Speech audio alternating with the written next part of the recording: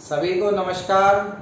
प्यारे बच्चों, मैं डॉक्टर संजय शर्मा, प्रधानाचार्य श्री केएचडी इंटर कॉलेज महावन मथुरा, माध्यमिक शिक्षा विभाग द्वारा संचालित वर्चुअल कक्षाओं के अंतर्गत आज की इस कक्षा में आप सभी का स्वागत करता हूं। बच्चों, आज हम इस कक्षा में कक्षा 11 के अंतर्गत संस्कृत विषय में चंद्रापीड़ कथा, जो कि गद्य खंड के अंतर्गत आता है, इस चंद्रापीड़ कथा के भाग 4 का अध्ययन करेंगे।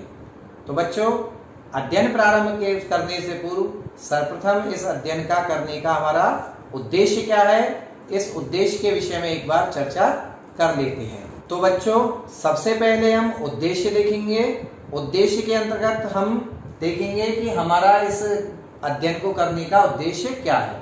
तो देखिए, सबसे पहला उद्देश्य संस्कृत गद्य विद्या का परिचय प्राप्त करना। दूसरा है गद्यांशों के स्वयं शब्दार्थ, हिंदी व्याख्या एवं प्रश्न बनाने की क्षमता का विकास इस अध्ययन के माध्यम से होगा। तीसरा हमारा उद्देश्य गद्यांशों के आदर्श वाचन के द्वारा संस्कृत अध्ययन के प्रति आप लोगों में रुचि उत्पन्न हो, यह हमारा प्रयास रहेगा। और चौथा हमारा उद्देश्य है आपकी जो परीक्षा होगी उस परीक्षा में किस प्रकार से आप तैयारी करें, किस प्रश्न को कितने अंक मिला है, कितने अंक का प्रश्न होता है, ये सब जानकारी के साथ साथ आप अपनी तैयारी करें, यह भी हमारा उद्देश्य है। तो बच्चों, व्याख्यान परिचय के अंतर्गत सबसे पहले हम पुनरावलोकन करेंगे। पुनरावलोकन के पश्चात गद्यांश संख्या 31 और 32 इन दो गद्यांशों का वाचन करेंगे। तत्पश्चात हम काठिन्य निवारण करेंगे। उसके बाद हम देखेंगे गद्यांश संख्या 31 और 32 की हिंदी व्याख्या। तत्पश्चात इन दोनों गद्यांशों पर व्याकरणात्मक टिप्पणी हम देखेंगे। तत्पश्चात संबंधित प्रश्नोत्तर देखेंगे और अंत में हम अभ्यास कार्य करेंगे। तो बच्चों, इस प्रकार से यह आज का जो व्याख्यान है, इस व्याख्यान का एक संक्षिप्त सा परिचय हम लोगों ने प्राप्त किया। अब बच्चों, पुनरावलोकन एक बार देख लेते हैं। पुनरावलोकन बच्चों इसलिए भी आवश्यक है क्योंकि जब तक हम पहला पढ़ा हुआ हमारा संबद्ध नहीं होगा आज के व्याख्यान से, तो हमारे समझ में नहीं आएगा। तो इसलिए जल्दी से एक बार पुनरावलोकन कर लेते हैं। जो हमने अब तक पढ़ा है उसको देख लेते हैं। तो देखिए बच्चों, हमने सबसे पहले प्रारंभ किया था आसीत पुरा शूद्रको नाम राजा, यहाँ से इस गद्यांश से हमने प्रारंभ किया और हम अब तक गीत समाप्ति अवसरम प्रतीक्षमाणः तस्थौ यहाँ तक पढ़ चुके हैं। इस यहाँ से लेकर यहाँ तक जो हमने पढ़ा है, इसकी कहानी संक्षेप में एक बार देख लेते हैं। तो राजा शूद्रक की राजसभा में चांडाल कन्या के द्वारा एक तोता लाया जाता है। राजा के द्वारा उस तोते के विषय में जानने का आग्रह किया जाता है। तोता अपने विषय में बताता है कि वह विंध्याटवी में पंपा नामक सरोवर के निकट सेमल के एक वृक्ष पर अपने परिवार सहित रहता था। एक दिन अचानक वहां एक भील सेना आती है और उस भील सेना में से सेना के चले जाने के बाद एक वृद्ध सैनिक रुक जाता है और वह सभी तोतों को मार मार कर अपने साथ ले जाता है। लेकिन किसी प्रकार से वैशंपायन अपने प्राण बचा लेता है। तो वैशंपायन जब मरणासन अवस्था में होता है, उसी समय जाबाली मुनि के पुत्र हारित उस वैशंपायन के प्राणों की रक्षा करते हुए उसको अपने साथ आश्रम में ले आते हैं। और जाबाली मुनि के द्वारा जब तोते को देखा जाता है तो उसके विषय में बताना प्रारंभ किया जाता है कि उज्जैनी में राजा तारापीड़ निसंतान जो होते हैं, उन तारापीड़ की विलासवती नामक पत्नी से बहुत समय के पश्चात एक चंद्रापीड़ नामक पुत्र उत्पन्न होता है। और इसके साथ साथ ही सुगनास जो उनका मंत्री होता है, उनकी पत्नी मनोरमा होती है और मनोरमा के भी एक पुत्र होता है जिसका नाम होता है पुंडरी। तो बाद में जब युवावस्था प्राप्त होते हैं तो चंद्रापीड़ की सेवा में कुलूतराज की पुत्री पत्रलेखा और इंद्रायण नामक घोड़े को नियुक्त किया जाता है। चंद्रापीड़ का राज्याभिषेक किया जाता है। राज्याभिषेक के बाद दिग्विजय के प्रसंग में चंद्रापीड़ किरातों की भूमि सुवर्णपुर पहुंचता है। वहां पर सेना के विश्राम के लिए कुछ दिन रुक जाता है। चंद्रापीड़ का किन्नर युगल का पीछा किया जाता है। चंद्रापीड़ का अच्छोत नामक सरोवर पे पहुंचना होता है। अच्छोत सरोवर पर विश्राम करना और महाश्वेता के गीत को सुनना। यहाँ तक की कहानी बच्चों हम लोगों ने अब तक पढ़ी है। तो बच्चों, इस नवीन अध्याय में हम एक नया गद्यांश ले रहे हैं। सबसे पहले इस गद्यांश का हम वाचन करेंगे। तत्पश्चात इस गद्यांश के काठिन्य निवारण करेंगे। और काठिन्य निवारण करने के उपरांत इस गद्यांश की व्याकरणात्मक टिप्पणी देखेंगे और उसके पश्चात इस गद्यांश पर आधारित कुछ प्रश्नोत्तर हम देखेंगे। तो सबसे पहले आइए इस गद्यांश का हम वाचन करते हैं। तो आइए देखते हैं वाचन इसका। अथ गीतावसाने मूकीभूत वीणा सा कन्यका समुत्थाय प्रदक्षिणीकृत्य कृतहर प्रणामा परिवृत्य चंद्रापीडम आबभाषे स्वागतम अतिथये कथम इमां भूमिम अनुप्राप्तो महाभाग उत्थाय आगम्य ताम अनुभूयताम अतिथि सत्कारः इति एवं उक्तस्तु तया संभाषण मात्रेणैव अनुग्रहीतम् आत्मानं मन्यमानः उत्थाय भक्त्या कृत प्रणामः भगवती यथाज्ञापयसि इत्यभिधाय शिष्य इव ताम व्रजन्तीम अनुप्रवाज। तो बच्चों, इस प्रकार से इस गद्यांश का हमने वाचन किया। अब इसका काठिन्य निवारण देखते हैं। कुछ कठिन शब्द इस गद्यांश के जो हमने लिए हैं वह इस प्रकार हैं। तो आइए देखते हैं काठिन्य निवारण। तो देखिए, काठिन्य निवारण के अंतर्गत सबसे पहला शब्द है मूकीभूत वीणा। वीणा वादन के रुक जाने पर।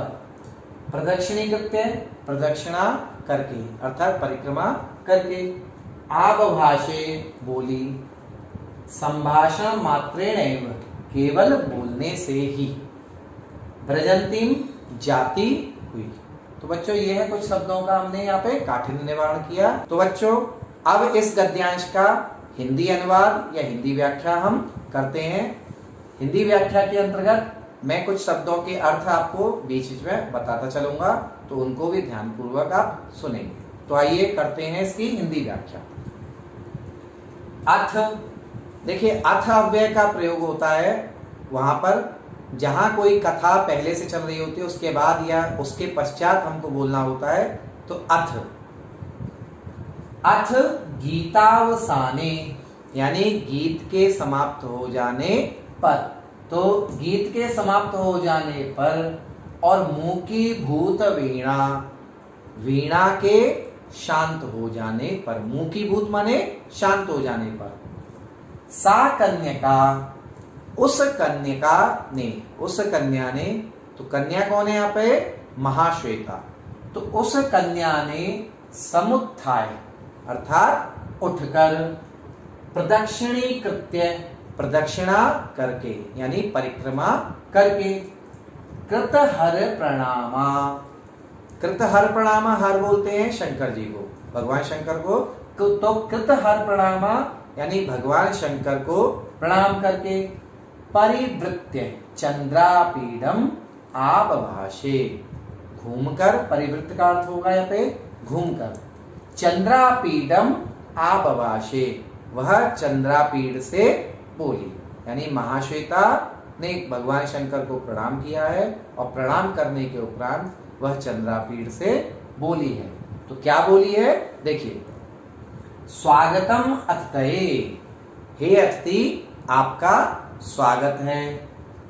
कथम इमाम भूमिम अनुप्राप्तो महाभाग, हे महाभाग आप इस भूमि में या इस प्रदेश में कैसे आए हैं, किस कारण से आए हैं। यानी कथम इमाम भूमिम अनुप्राप्तो महाभाग, यानी हे महोदय आप इस प्रदेश में, इस स्थान पर किस कारण से आए हैं या कैसे आए हैं। ये महाश्वेता ने, उस कन्या ने पूछा है चंद्रापीड से। उत्थाय आगम्यताम, उठिए और आइए। अनुभूयताम अतिथि सत्कारः इति, और अतिथि सत्कार को स्वीकार कीजिए। मेरे द्वारा जो अतिथि सत्कार आपका किया जा रहा है उस अतिथि सत्कार को आप स्वीकार करें। एवं उक्तस्तु, ऐसा कहने पर, तया संभाषण मात्रेणैव अनुग्रहीतम आत्मानं मन्यमानः, उस तया माने उस कन्या जो महाश्वेता है, उस महाश्वेता के संभाषण मात्रेण, बोलने मात्र से ही या बातचीत करने मात्र से ही अनुग्रहीतम आत्मानम, अपने आप को अनुग्रहित मानकर वह चंद्रापीड़ उठकर भक्त्या कृत प्रणाम, भक्ति पूर्वक यानी श्रद्धा पूर्वक उसने कृत प्रणाम करके भगवती यथा आज्ञापयसी, हे देवी आप जैसी आज्ञा दे रही हैं इत्याभिधाय, ऐसा कहकर शिष्य एवं, जिस प्रकार से शिष्य गुरु की आज्ञा का पालन करता है उसी प्रकार से वह चंद्रापीड़ उस कन्या महाश्वेता के ताम्रजंतीम अनुब्रवाज, उस जाती हुई कन्या महाश्वेता के पीछे पीछे चल दिया है। तो बच्चों इस प्रकार से इस गद्यांश की हमने यह हिंदी व्याख्या देखी। अब इस गद्यांश पर व्याकरणात्मक टिप्पणी किस प्रकार से बनेगी वह देखते हैं। तो व्याकरणात्मक टिप्पणी में सबसे पहला हमने शब्द लिया गीतावसाने, गीत अवसाने, इसका विच्छेद किया हमने। तो गीत धन अवसाने यह विच्छेद हुआ, तो यहाँ पर दीर्घ संधि के कारण गीत और अवसान मिलकर गीतावसान शब्द बना। मूकी भूत वीणा, मूकी भूता वीणा यस्याह सा, ये बहुब्रीहि समास का विग्रह यहाँ पर हुआ।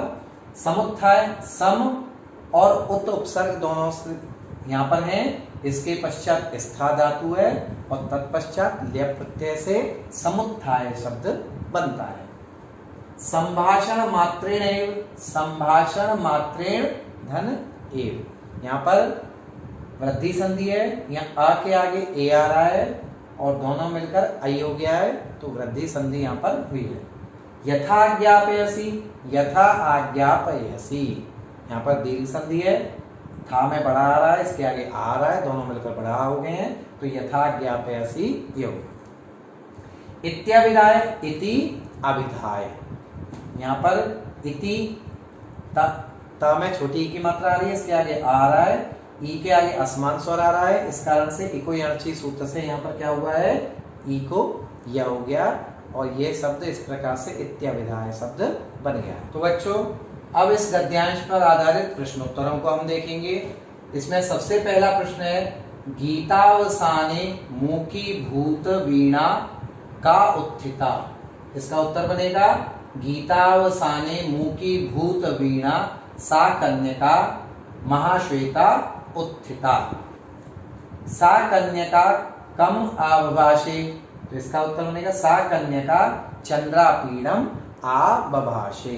अगला प्रश्न देखिए, चंद्रापीडा कीदृशा एवं ताम प्रजंतीम अनुप्रवाज, तो इसका उत्तर बनेगा चंद्रापीडा शिष्य एवं ताम प्रजंतीम अनुप्रवाज। चौथा प्रश्न देखिए, चंद्रापीडा महाश्वेताम किम अवदत, इसका उत्तर बनेगा चंद्रापीडा महाश्वेताम भगवती यथा आज्ञापयसी इति अवदत। तो बच्चों इस प्रकार से ये 31 नंबर गद्यांश यहाँ समाप्त होता है हमारा। हमने इस गद्यांश के अंतर्गत इस गद्यांश से संबंधित काठिन्य निवारण, इस गद्यांश पे व्याकरणात्मक टिप्पणी, इस गद्यांश की हिंदी व्याख्या और इस गद्यांश पर आधारित संभावित प्रश्नोत्तर पढ़े। तो बच्चों अब इस आज के व्याख्यान के अंतर्गत हम दूसरा गद्यांश एक लेते हैं और इस दूसरे 32 नंबर गद्यांश का सर्वप्रथम हम वाचन करेंगे। पश्चात इस गद्यांश पर कुछ काठिन्य निवारण करेंगे, उसके पश्चात व्याकरणात्मक टिप्पणी देखेंगे और तत्पश्चात कुछ संभावित प्रश्नोत्तरों को हम देखेंगे। तो आइए सबसे पहले करते हैं इसका वाचन। पद शत मात्रमिव गत्वा निरंतरै तमालतरुभिः अंधकारित पुरोभागम अंतः स्थापित मणिकमंडलो मंडलाम एकांतवलंबित योग पट्टिकाम विशाखिका शिखर निबद्धेन नारिकेल फल वलकलमयेन उपानद्युगेन उपेताम वलकल शयनीय सनाथैक देशाम शंखमयीन भिक्षाकलापेन अधिष्ठिताम सन्निहित भस्मालाभुकाम गुहाम अद्राक्षीत तस्याश्च द्वारी शिलातले समुपविष्टः वल्कल शयन शिरोभाग विन्यस्त वीणया तया विरचिताम अतिथि सपर्याम सपृश्यम प्रति जग्राह कृतातिथ्यया तया द्वितीय शिलातलोपविष्टया क्रमेण परिपृष्टः दिग्विजयादारभ्य किन्नर मिथुनानुसरण प्रसंगेन आगमनम आत्मनः सर्वम आचचक्षे। तो बच्चों, इस प्रकार से इस गद्यांश का हमने वाचन किया। अब इस गद्यांश पर काठिन्य निवारण हम देखते हैं कि कठिन शब्दों के कुछ अर्थ किस प्रकार से बनेंगे। तो देखिए बच्चों, इस गद्यांश पर आधारित काठिन्य निवारण कुछ इस प्रकार है। पद शत मात्रम, केवल 100 कदम। अंधकारित पुरोभागम, इसका अर्थ होगा जिसके सामने का भाग अंधकार से भरा है। विशाखिका शिखर निबद्धेन, लोहे की खूंटी में बंधी हुई। उपानद्युगेन, एक जोड़ी जूते से। अतिथि सपर्याम, अर्थात अतिथि की पूजा। आचचक्षे यानी बताया। तो बच्चों, यह कुछ शब्दों का हमने यहाँ काठिन्य निवारण किया है। तो बच्चों, इस प्रकार से अब इस 32 नंबर जो गद्यांश है आज का, इस 32 नंबर गद्यांश की हिंदी व्याख्या किस प्रकार से होगी वह देखते हैं। तो देखिए, पद शत मात्रमिव गत्वा। पद का मतलब है कदम और शत का मतलब 100। तो मात्र 100 कदम चलने पर ही, यानी चंद्रापीड़ महाश्वेता, पिछले गद्यांश में हमने पढ़ा था कि चंद्रापीड़ महाश्वेता के पीछे पीछे शिष्य के समान चल दिया, क्योंकि महाश्वेता ने उससे अतिथि सत्कार स्वीकार करने के लिए निवेदन किया था। तो अब जब महाश्वेता के साथ आया है चंद्रापीड़, तो पद शत मात्रमिव गत्वा, माने 100 कदम मात्र चलने पर ही। निरंतरई तमाल तरुभी अंधकारित पुरो भागम। निरंतरई का अर्थ यहाँ पे घने। घने तमाल तरुभी, तमाल के, तरुभी माने वृक्ष, तमाल के वृक्षों के द्वारा अंधकारित पुरो भागम। अंधकारित माने अंधकार से युक्त, पुरो माने सामने का भाग, अंधकार से युक्त सामने का भाग जिसका है ऐसा। ये सब बच्चों देखेंगे, यह सब जो विशेषण है, ये सब विशेषण यहाँ गुहाम के हैं। तो ये गुफा का वर्णन आ रहा है, गुफा के विषय में यह सब वर्णन किया गया है। तो सब में यहाँ पर गुफा के विशेषण के कारण द्वितीय व्यक्ति और एक वचन लगेगा यहाँ विशेषणों में, क्योंकि संस्कृत में ही परंपरा है कि जो विशेष्य में विभक्ति वचन होता है वही उसके विशेषण में भी विभक्ति वचन हुआ करता है। तो यहाँ पर विशेष है गुहा, तो गुहा में द्वितीय विभक्ति एक वचन है। इस कारण से इसके जितने भी विशेषण हैं उन सभी विशेषणों में द्वितीय विभक्ति एक वचन का ही प्रयोग किया गया है। तो देखिए, अंतः स्थापित मणि कमंडलो मंडलाम, जिसके अंदर मणियों के कमंडल रखे हुए थे, जिसके अंदर यानी गुफा के अंदर। एकांतावलंबित योग पट्टिकाम, एक तरफ उसके योग की पट्टिका लटक रही थी। विशाखिका शिखर निबद्धेन नारिकेल फल वलकल मयीन। विशाखिका बोलते हैं, लोहे की जो खूंटी होती है उसको विशाखिका बोला जाता है। तो विशाखिका शिखर माने एक तरफ उस गुफा के जो खूंटी थी लोहे की, उस खूंटी पर लटके हुए थे क्या? नारिकेल फल वलकल मयीन। नारियल के फल जो होता है उसके वलकल यानी छाल, नारियल के फल की छाल यानी नारियल के फल के जो जटाएं होती हैं उन जटाओं से बने हुए उपानत युगेन। उपानत युगेन का अर्थ है यहाँ पे, उपानत का अर्थ होता है जूते और युगेन माने उनका जोड़ा, यानी एक जोड़ी जिसमें जूते रखे हुए थे, लटक रहे थे किस पर, खूंटी पर। तो ऐसी उपेताम, ऐसे उससे युक्त। वलकल शयनीय सनाथैके देशाम, और एक तरफ उस पर वलकल शयनीय माने वलकल के शयन करने के बिस्तर जिसमें रखे हुए थे ऐसे। शंखमयीन भिक्षा कलापेन, शंखमय, शंख का जिसमें भिक्षा कलापेन, भिक्षा का पात्र रखा हुआ था, ऐसी अधिष्ठिताम, इससे युक्त। सन्निहित भस्मालाभुकाम, माने एक तरफ उसमें क्या था, भस्म की तुम्बी रखी हुई थी, ऐसी गुहाम अद्राक्षित, ऐसी उस गुफा को चंद्रापीड़ ने उस महाश्वेता के साथ आने के उपरांत देखा। तस्याश्च द्वारी, और उसके दरवाजे पर शिलातले समुपविष्ट, एक शिलातल यानी पत्थर पर, समुपविष्ट माने बैठने पर। वलकल शयन सिरो भाग विन्यस्त, वलकल शयन, वलकल शयन माने वलकल के जो बिस्तर हैं उन बिस्तरों के शिरोभाग, उसके किनारे पर विन्यस्त वीणया माने वीणा को रख देने पर।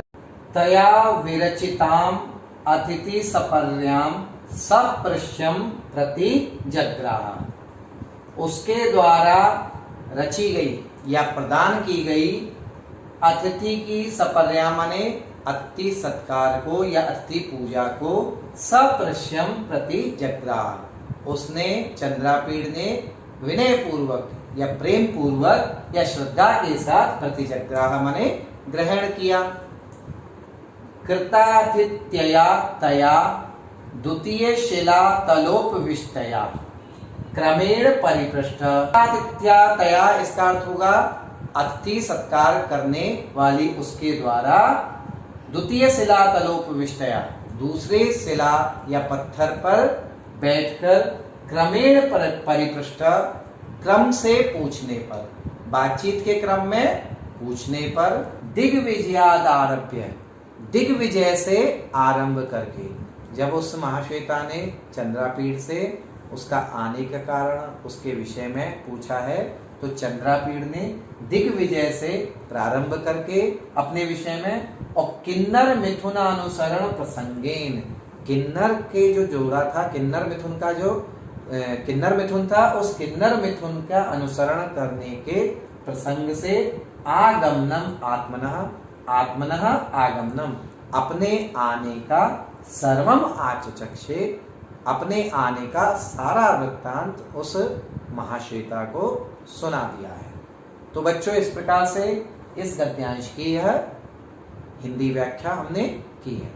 अब इस गद्यांश पर व्याकरणात्मक टिप्पणी किस प्रकार से बनेगी वह हम देखते हैं। तो देखिए, अंधकारित पुरोभागम यानी अंधकारित पुरोभाग यस्या सा तम, ये यहाँ पर इसकी हमने विच्छेद किया और विग्रह किया। यह विग्रह बहुव्रीहि समास का उदाहरण है। गत्वा, गम धातु में कत्वा प्रत्यय रखकर गत्वा शब्द बना है। गुहाम, गुहा शब्द से द्वितीय व्यक्ति एक वचन में गुहाम शब्द बना है।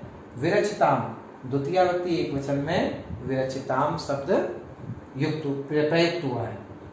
द्वितीय शिला तलोपविष्टया, द्वितीय शिला तले उपविष्टा या तया, इस प्रकार से यह बहुव्रीहि समास का ये भी उदाहरण हुआ। अब बच्चों, इस गद्यांश पर आधारित प्रश्नोत्तर किस प्रकार से हैं ये देखते हैं। तो देखिए, पहला प्रश्न इस पर बनेगा, चंद्रापीडः पद शत मात्रमेव गत्वा किम अद्राक्षेत। तो इसका उत्तर बनेगा चंद्रापीडः पद शत मात्रमेव गत्वा गुहाम अद्राक्षेत। प्रश्न नंबर 2 देखेंगे, चंद्रापीडः कुत्र समुपविष्टः, अर्थात इसका उत्तर बनेगा चंद्रापीडः गुहाया द्वारी शिलातले समुपविष्टः।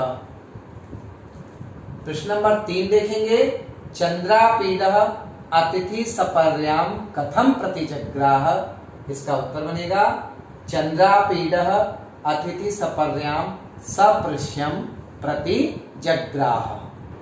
अगला प्रश्न देखिए, चंद्रापीडा केन आत्मनः आगमनम सर्वम आचचक्षे, तो इसका उत्तर बनेगा चंद्रापीडा दिग्विजयादारभ्य किन्नर मिथुनानुसरण प्रसंगेन आत्मनः आगमनम सर्वम आचचक्षे। इस प्रकार से बच्चों यहाँ कुछ प्रश्न हमने देखे हैं, आप स्वयं भी प्रश्न बनाइए, उनका अभ्यास करिए। जितना आप अभ्यास करेंगे वह आपके लिए लाभदायक बन रहेगा। छोटे छोटे प्रश्न बना लीजिए, छोटे छोटे किसी पंक्ति पर प्रश्न बनाइए, किसी शब्द को लेकर प्रश्न बनाइए, उस पर उसका उत्तर दीजिए। तो आप और जितना आप अभ्यास करेंगे उतना ही आपके लिए लाभप्रद रहेगा परीक्षा की दृष्टि से। तो बच्चों अब इन गद्यांशों पर आधारित अभ्यास कार्य को हम करेंगे। अभ्यास कार्य में सबसे पहला हमारा प्रश्न है, गद्यांश का आदर्श वाचन करके कठिन शब्दों का अभ्यास कीजिए आप लोग। दूसरा हमारा प्रश्न है, चंद्रापीड कथा का सारांश अपने शब्दों में आप लिखें। तीसरा प्रश्न है, चंद्रापीड के चरित्र की विशेषताएं क्या हैं, इनको लिखिए आप अपने शब्दों में। जो अब तक आपने चंद्रापीड कथा पढ़ी है या जो भी कथा चंद्रापीड कथा के अंतर्गत आती है, उस कथा को हिंदी भाषा या संस्कृत भाषा में आप अपने शब्दों में लिखिए। और चौथा प्रश्न है, संबंधित प्रश्नों का अभ्यास कीजिए। गद्यांशों पर आधारित जो संबंधित प्रश्न हैं, उन संबंधित प्रश्नों का अभ्यास आप अपने उत्तर पुस्तिका में करिए। तो बच्चों इस प्रकार से हमने इस चंद्रापीड कथा के गद्य खंड के अंतर्गत भाग 1 से लेकर भाग 4 तक गद्यांश संख्या 25 से प्रारंभ करके और गद्यांश संख्या 32 तक हमने पढ़ा है। अब पढ़ने के उपरांत बच्चों यह पढ़ना सार्थक तभी होगा जब आप इस पढ़े हुए का अभ्यास करेंगे। जितना आप पढ़ेंगे उतना ही आपके लिए लाभप्रद रहेगा, क्योंकि कहा भी गया है कि करत करत अभ्यास के जड़मत होत सुजान, रसरी आवत जावत ते सिल पर पड़त निशान। तो अगर अभ्यास हम करेंगे बार बार, तो जब अभ्यास करने से पत्थर पर भी निशान हो सकता है, तो जो मूर्ख व्यक्ति है वो व्यक्ति भी अगर अभ्यास बार बार करता है तो निश्चित रूप से वह सफलता की ओर अग्रसर हो जाता है। और विद्यार्थी के विषय में तो कहा गया है कि अलसस्य तो कुतो विद्या कुतो विद्यार्थी नाम सुखम, यानी आलसी व्यक्ति के पास विद्या कहाँ और विद्यार्थी के पास आलस्य कहाँ। इसलिए आलस्य को छोड़िए और निरंतर अपने अभ्यास में लगिए, क्योंकि इस वर्तमान समय में इस समय आपकी कक्षाएं विधिवत नहीं चल पा रही हैं। इस कारण से हमारी सरकार ने, हमारे माध्यमिक शिक्षा विभाग ने, हमारे अध्यापकों ने बड़े ही परिश्रम से यह आपके पाठ्यक्रम तैयार किए हैं। लेकिन इन पाठ्यक्रमों को तैयार करने के उपरांत इनका लाभ तभी मिलेगा जब आप इनको पूर्ण मनोयोग से आत्मसात करेंगे, इनको देखेंगे। बार बार देखिए, विभाग के YouTube चैनल है, उस YouTube पर जाकर आप देखिए। दीक्षा ऐप को डाउनलोड करिए, विभाग का YouTube चैनल है, उस YouTube चैनल को सब्सक्राइब करिए और उस YouTube चैनल पर बार बार आप इन अपने अध्ययन से संबंधित वीडियोओं को देखिए। क्योंकि इस समय कोरोना समय में आपकी कक्षाएं जब नहीं चल पा रही हैं, तो आपका कोई शंका होगी, उन शंकाओं के समाधान के लिए भी आपके अध्यापक, आपके विषय अध्यापक, आपके विद्यालय के अध्यापक प्रस्तुत हैं। आप उनसे संपर्क कर सकते हैं, फोन पर, व्हाट्सएप के माध्यम से आप उनसे संपर्क करके अपनी शंकाओं का समाधान कर सकते हैं। तो बच्चों, लेकिन इन सब के लिए एक ही चीज आवश्यक है, वह आपकी जागरूकता। जितने आप जागरूक रहेंगे, जितने आप सक्षम होंगे, उतने ही आप आगे बढ़ते चले जाएंगे और इस कोरोना को हम मात दे पाएंगे अपने अध्ययन के द्वारा। तो इन्हीं शब्दों के साथ मैं डॉक्टर संजय शर्मा आपसे अनुमति चाहता हूँ। आप सभी को पुनः मेरा प्रणाम।